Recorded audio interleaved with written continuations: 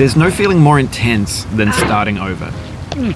If you deleted your homework the day before it was due, as I have, or if you left your wallet at home and you have to go back after spending an hour in the commute.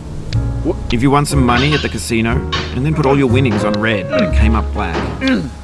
If you got your best shirt dry cleaned before a wedding and then immediately dropped food on it. If you won an argument with a friend and then later discovered that they just returned to their original view.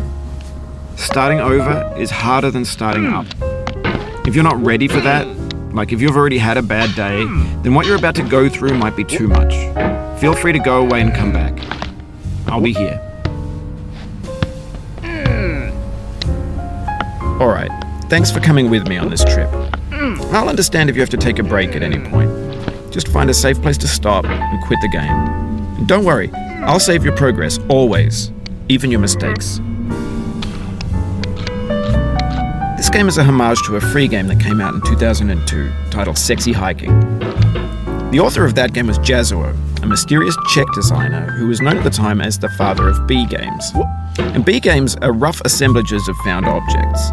Designers slap them together very quickly and freely, and they're often too rough and unfriendly to gain much of a following. They're built more for the joy of building them than as polished products. In a certain way, Sexy Hiking is the perfect embodiment of a B game. It's built almost entirely out of found and recycled parts, and it's one of the most unusual and unfriendly games of its time. In it, your task is simply to drag yourself up a mountain with a hammer. And that act of climbing, in the digital world or in real life, has certain essential properties that give the game its flavor. No amount of forward progress is guaranteed.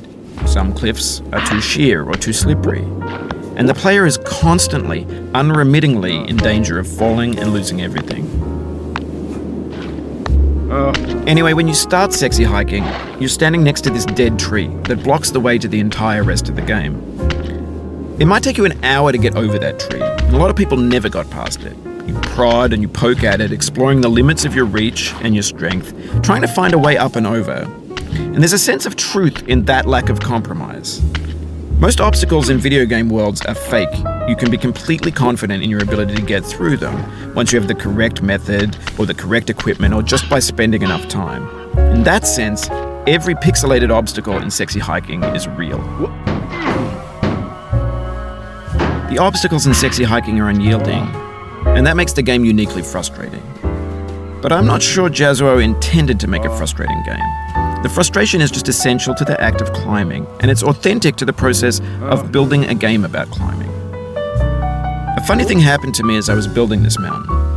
I'd have an idea for a new obstacle, and I'd build it, test it, and it would usually turn